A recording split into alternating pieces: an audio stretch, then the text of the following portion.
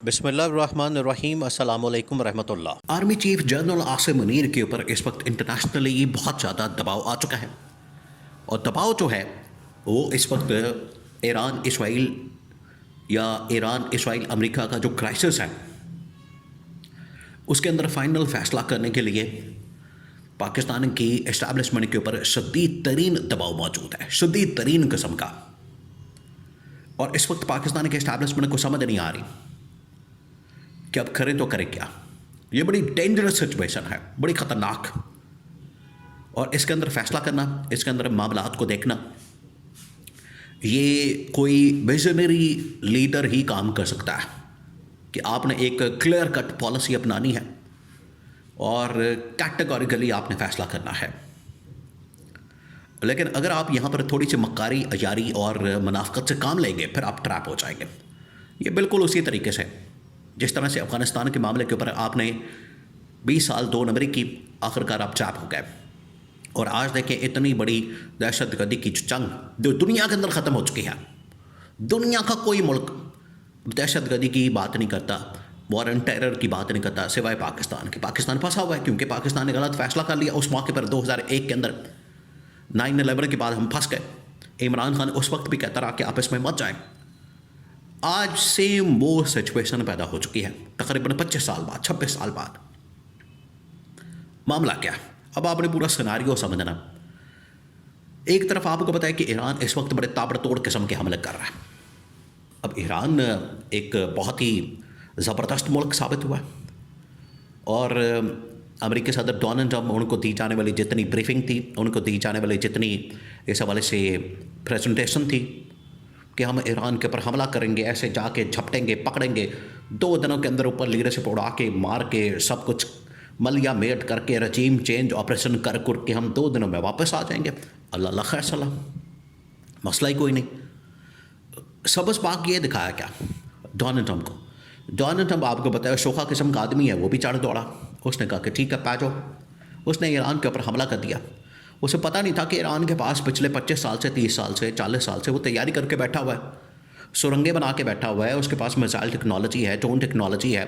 China, Russia उनको सारे support कर रहे हैं। वो अब ईरान 25-30 साल, 35 साल, 40 साल पुराना वाला ईरान नहीं है। वो दुनिया के साथ अपग्रेड हो गया। ठीक है, उसको सैंक्शंस का, पाबंदियों का, मसाइल का सामना करना पड़ा, लेकिन उसे पता था कि एक दिन आएगा जब ये लोग हमारे ऊपर हमला करेंगे। तो उस दिन के लिए तैयारी की जा रही थी, वो दिन आ गया। अमेरिका ने, इसराइल ने उसके ऊपर हमला कर दिया। ईरान ने फिर जवाबन जब अमेरिकी फौजी अटे अरब ममालिक के अंदर इसराइल के ऊपर जब हमले किया तो इनकी चिकन निकलना शुरू हो गई। अब पाकिस्तान कहाँ आया है? और फील्ड मार्शल के ऊपर, जनरल आसिम के ऊपर, या इस्टेब्लिशमेंट के ऊपर जो दबाव मौजूद है, उसमें जो पाकिस्तान की मौजूदा सिविल लीडरशिप, सिविल गवर्नमेंट है, वो बिल्कुल भी हेल्प आउट नहीं कर रही। ये है सबसे बड़ा क्राइसिस।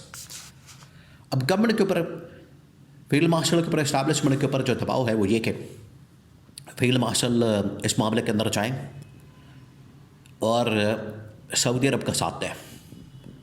अब सऊदी अरब ने ऐलान कर दिया कि ईरान ने हमला किया तो अब हम हमला कर देंगे।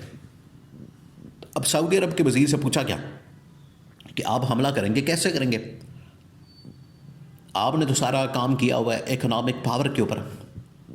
इकोनॉमिकली आप एक मजबूत मुल्क हैं, पावर हैं, आपका इमेज बड़ा ज़बरदस्त है, आपके मुल्क के अंदर इन्वेस्टमेंट है, बड़ी बड़ी बिल्डिंग्स मौजूद है, टूरिज़म है, और आपका सॉफ्ट इमेज है, और इकोनॉमिक पावर है, इकोनॉमिक जाइंट है आप लोग। लेकिन मिलिट्री माइट आपके पास नहीं, मिलिट्री ताकत आपके पास नहीं, फ़ौज आपके पास नहीं, मिसाइल टेक्नोलॉजी आपके पास नहीं, लड़ने के लिए लोग आपके पास नहीं, आपकी एयरफोर्स नहीं है, आपकी नेवी नहीं है, कोई भी चीज़ आपके पास नहीं, तो कोई आपके लिए नहीं लड़ेगा। आज देखें यूएई वाले अंदाज़ा करें कि वहाँ पर जो अरब बाशिंदे हैं, जो अरब के शेख हैं, उनकी तादाद चंद लाख होगी, चंद हज़ार होगी। बाकी तो सारे इधर उधर से ममालिक से आए हुए लोग हैं जो कि आके वहाँ पर काम करते हैं। उनको भी ये डिक्लेयर कर रहे हैं कि अब ये अमराती बन गए हैं। अमराती हालत ये है कि आप उनको वहाँ की रेजिडेंस या वहाँ का जो एक परमानेंट रेजिडेंस वीज़ा होता है या नेशनैलिटी आप उसको कह लें, वो देने को तैयार नहीं होता है। और लोग वहाँ पर ज़िंदगियाँ बसर करने के बाद अपने मुल्कों के अंदर वापस आते हैं और आखिरी दिन गुजारते हैं, सारी ज़िंदगी वहाँ गुजारते हैं, आखिरी दिन आके अपने मुल्कों में गुजारते हैं। आप उनको नेशनैलिटी देने के लिए तैयार नहीं होते। आज मुश्किल वक्त के अंदर आप कहते हैं, डिक्लेयर कर रहे हैं कि सारे अमाराती हैं। सारे अमाराती नहीं हैं, ये भी दोगली पॉलिसी है। तो ये जो नेशनलिज्म है, आखिरकार इसकी बड़ी वैल्यू है। जब से नेशन स्टेट्स बनी हैं उसके बाद नेशनलिज्म की, नेशनलिस्ट एक रियासत की, उसकी बड़ी वैल्यू बन चुकी है। नेशन स्टेट की बड़ी वैल्यू बन चुकी है। उसकी बुनियाद के ऊपर आप पूरी एक रियासत को बनाते हैं, खड़ा करते हैं, जो कि अरब ममालिक ने काम नहीं किया। ये एक लंबी डिबेट है। अब सऊदी अरब असल में ये डिमांड कर रहा है, अरब ममालिक ये डिमांड कर रहे हैं। जब सऊदी वज़ीर से पूछा गया कि अगर आप ईरान के ऊपर हमला करेंगे तो आपके पास क्या होगा, उन्होंने कहा कि हम जो अब पाकिस्तान के साथ एक माहिदा करके बैठे हैं, डिफेंस एग्रीमेंट, उसको एक्टिवेट कर देंगे। इसका मतलब ये होगा कि जो न्यूक्लियर प्रोग्राम पाकिस्तान के पास मौजूद है वो हमारा हो जाएगा, हम हमला कर देंगे ईरान के ऊपर। अब ये बड़ी क्रिटिकल सिचुएशन, उन्होंने जो स्टेटमेंट दी है बड़ी अहम है, बड़ी डेंजरस है। तो ये पाकिस्तान तो इस तरह का उधार का तो एटम बम नहीं लेके बैठा हुआ, क्योंकि एक मरतबा मोहम्मद बिन सलमान से पूछा गया कि आप ये जो यूरेनियम बना रहे हैं, आपका मकसद क्या है? उन्होंने कहा कि हम असल में अपने मुल्क के अंदर बिजली के लिए, पावर प्लांट्स के लिए यूरेनियम बनाना चाहते हैं। तो मोहम्मद बिन सलमान से पूछा गया कि दुनिया आपके ऊपर डाउट करेगी कि आप एटम बम बना लेंगे इससे। उसने कहा कि मुझे एटम बम बनाने की ज़रूरत नहीं। एटम बम अगर मैंने बनाना है तो मेरे पास इतना पैसा है कि मैं पाकिस्तान से ख़रीद लूँगा एटम बम। तो ये है इनकी अप्रोच और माइंडसेट।